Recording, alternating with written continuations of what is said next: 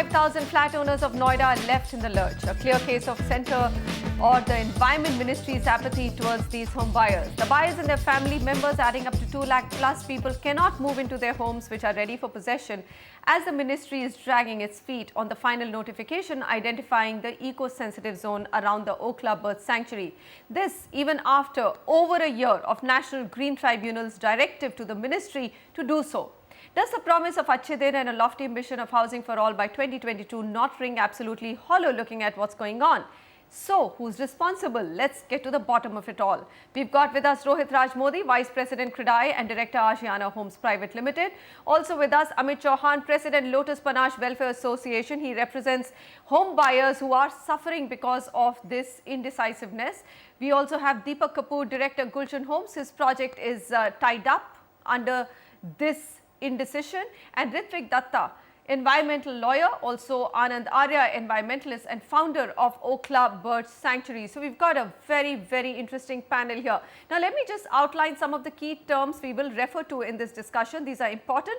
Eco-sensitive zone, we may shorten it to ESZ or ESZ. These are ecologically important areas notified under the Environment Protection Act.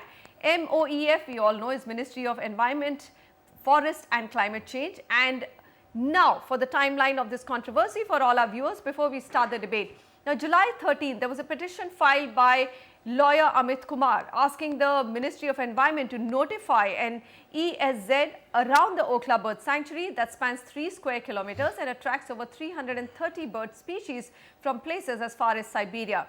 August 13th, what happened? National Green Tribunal passed an interim order for 53 builders who have been allegedly carrying on unauthorized construction activities. Order was to immediately stop construction work found within 10-kilometer radius. Come September 13th, prelim inspection reports were submitted by Noida authorities. 49 projects were found to be in the 10-kilometer radius. They had obtained the necessary clearances from Noida authority to build, but NGT banned any further construction.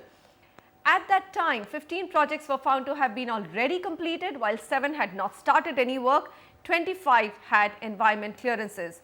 October 13th, that's a month later, Noida authority was further prevented from giving completion certificates to construction projects falling within the prescribed area by the tribunal.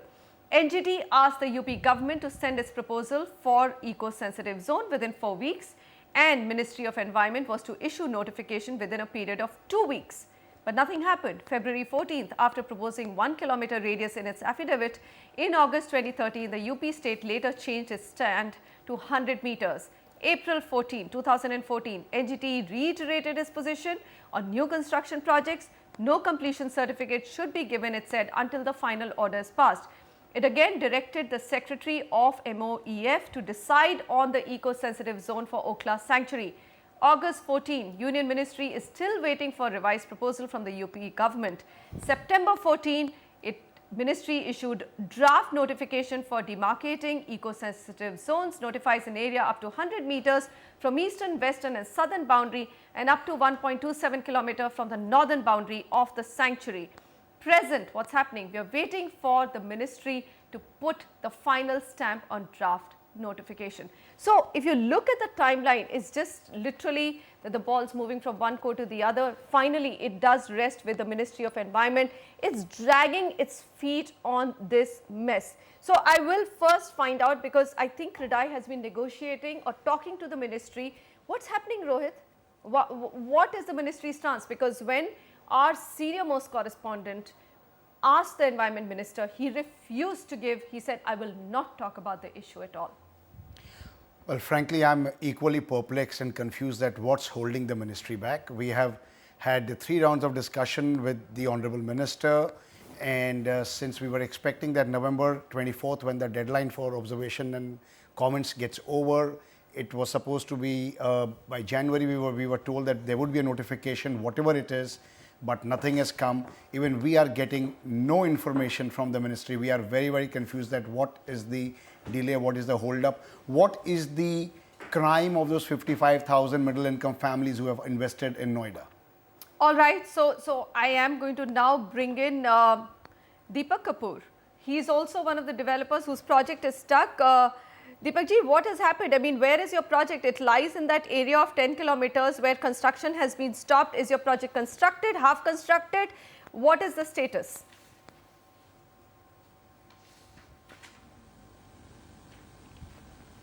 See, status of most of the projects available in this vicinity, which are within the 10-kilometer radius, is at stake because the completion certificate has not been issued. What is interesting to know that the mistakes have done by all the stakeholders. But today, we are just beating about the bush, and we've been trying to communicate from pillar to post to all the offices to ensure a favorable compliance in favor of the public at large. Okay. Because ultimately, who is the sufferer? Public at large. 55,000 people have put in their hard-earned money. Okay, Anand Arya, you're the founder of Okhla Bird Sanctuary. This is supposed to be the green breathing lung of Delhi. What happened? I mean, why is it that UP government or Noida authority even went ahead and gave permission for developers to build in this area? How was that allowed? Basically, I think it is essentially the apathy on part of the government to discharge their statutory duties. Now, let us take the case of eco-sensitive zone declaration. The issue came up as early as December 2004, and since then a number of reminders have been given to each state.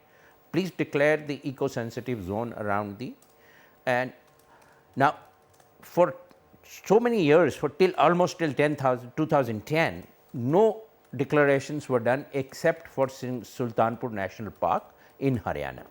Okay. Thereafter, when we filed the case about the Prerna Sthal that was being constructed right next to the Okhla Bird Park. By the way, I am not a founder of the Okhla Bird Park.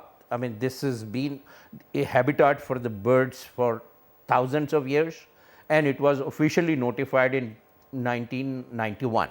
All right. Okay. As the Okhla Bird Park. I have been going there as a bird watcher, as a person interested in the nature, and I have been trying to see that it is protected properly. Fair enough, sir. Under the given law. Okay. Now, if the government does not issue the required notification and does not discharge its statutory duty, which is laid down very clearly as far as the environment is concerned, Article 48 is very, very clear. I think Ritvik should be able to say that the state shall endeavor to protect and improve the environment and to safeguard the forest and the wildlife of the country.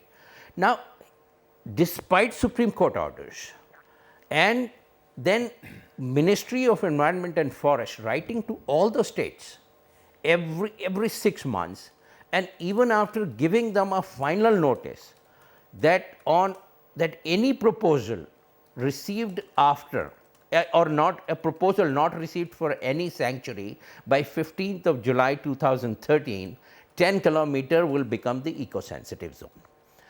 Now, as far as I am concerned, and this order to all the states was issued under the competent authority. All right. So I would assume that this is the law as far as this is concerned. So if the UP government just did not do that, then it failed in its discharging its statutory duty. Noida authority failed exactly in doing that. Now, as far as the builders are concerned, I mean, they are not babies in the woods. They know exactly what the law is and what can be done and what cannot be done. Okay. Now, if you try and influence the policy or whatever be the, people do a lot of lobby, like I do for environment. I mean, I go and talk to the various people that do this, don't do this. Okay. Oh, sure, but then it has to be done within the four walls of the law. All right. Now, if you haven't done it, I am afraid if people like me, I am a middle class, ordinary person, and some of my friends do have a lot of flats in those areas where they are booked and they have spent a lot of money. Now, somewhere the responsibility lies on the authority, Noida authority, as well as the state government and also on the central government. Now, I really don't know what will happen ultimately, because today the Ministry of Environment, why it is delaying the issuing the notification is essentially because they just don't know what to do. to protect the environment or protect the interest of the people and go against the law. Okay, Ritvik Datta, is that the confusion in the ministry's mind? Do you think that's where it's why it's stalled and the minister's not taking a decision, or there's more to it? See, I can't tell exactly what is in the ministry's mind or the minister's mind, but all I can say is that the draft notification that has been issued, on the face of it, appears to be completely wrong in terms of the purpose of an eco-sensitive zone. Here you have a sanctuary, and what they are declaring as eco-sensitive zone is 100 meters on the east, on the west and the south, and only 1.27 kilometers so far as the northern boundary is concerned. What is an eco-sensitive zone? This is a zone that is to serve as a buffer, as a shock absorber. That purpose has to be best met if it is kept wide enough to be serving that purpose. What is that wide enough? Is 10 kilometers that wide enough? It can depend on the facts of each and every sanctuary. It can have be different. Here, the way 100 meters have been decided or demarcated is to ensure that every single builder is able to build their 20, 15, 10 storied buildings and come directly on the migratory path of the birds that are concerned. Please let us not forget, only about effectively 2% to 2.5% of India's total landmass is a sanctuary or a national park. These areas needs to be protected. The whole purpose is defeated if you have huge shopping malls, multi-storied buildings coming right on the boundary of the park. What is 100 meters is the question. So therefore, if good sense prevails in the ministry, they should know that such a unrealistic buffer zone or a eco-sensitive zone is likely to be challenged in any forum, and it violates every single principle of environmental protection. Government of Sikkim, for example, has notified 25 meters as eco-sensitive. It's absurd. It defeats the whole purpose. And let's be very clear, the eco-sensitive zone notification is not a hindrance to existing construction. It is the constructions that have come up after 4/12/2006, and all these constructions in Noida have come up after 4/12/2006, which have been subject matter of the NGT dispute, not the older construction. So there's a lot of misconception that has been spread around this whole concept of eco-sensitive zone. All right, so let's let me add one more point into this. The basis used by the UP government to declare, to suggest this 100 meters as the eco-sensitive zone on the three sides of the sanctuary is totally wrong, because the report does not talk about noise pollution, it doesn't talk about light pollution, about any kind of an impact, scientific basis of calculating what is going to be the impact of any kind of this construction.